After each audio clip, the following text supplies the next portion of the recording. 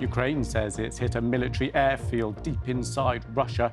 Moscow says it's continuing to repel the attack. Ukraine says it's made advances inside Russia and hit a military airfield. Ukrainian forces could be as far as 20 miles into the Kursk region, according to the US-based Institute for the Study of War. In Russia, the Security Council has been meeting, and state media is reporting that Moscow is sending extra military hardware to the area. Fighting is thought to be concentrated near the town of Sudzha. Moscow says up to 1,000 Ukrainian troops are involved in a region which contains a nuclear plant. These dashcam pictures being shared on social media, which the BBC has verified, show abandoned Russian troop carriers in the Kursk region. The person who uploaded them has since been arrested. Here's our Russia editor, Steve Rosenberg. It is an astonishing sight. Russian jets scrambling to bomb Russian territory. They're targeting Ukrainian troops who've attacked in large numbers across the border. It came out of nowhere. The Ukrainian assaults on Russia's Kursk region began on Tuesday. And suddenly, Russia's war had come much closer to home.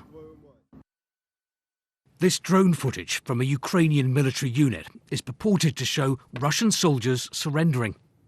Several villages have been seized. In the border town of Sudzha, residents recorded this video appeal to Vladimir Putin, calling on the Kremlin leader for help. The chief of the general staff told you that everything's under control, this man says, but there are big battles going on around here. President Putin met his security chiefs to discuss the battle against terrorism.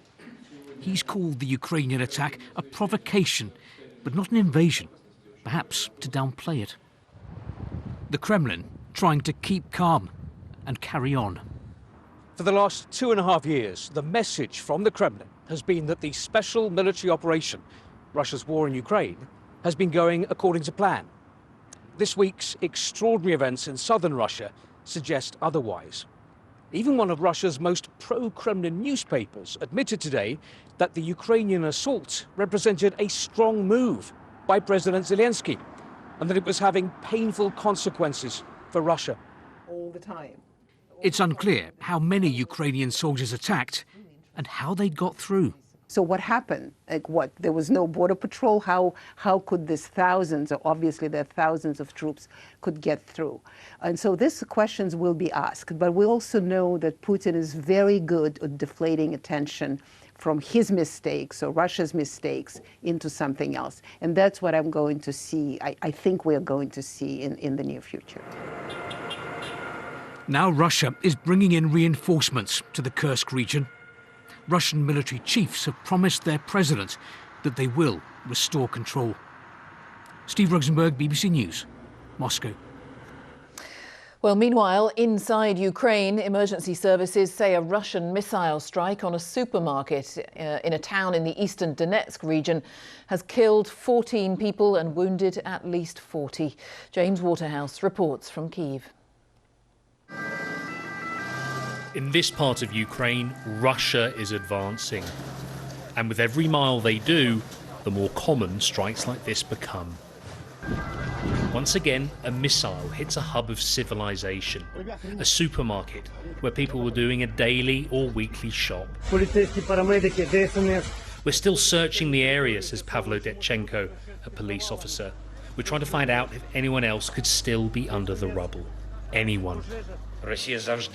Russia always knows where it hits with its missiles, and this is deliberate and targeted Russian terror.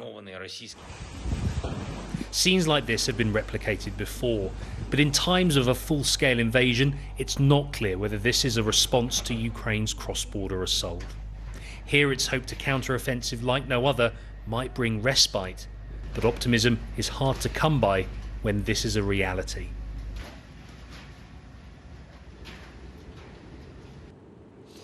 This invasion has grueling familiarities for millions of Ukrainians. Russian advances, continual airstrikes, and Ukrainians being forced backwards. But this extraordinary inversion, this counter-offensive, which has been the most significant, I think, since the full-scale invasion, and that includes the seismic counter-offensives of 2022 when swathes of territory was liberated. We are talking about an operation which has changed the feel of this war for this week at least, which leaves us with the question of where next? What could this turn into for Ukraine?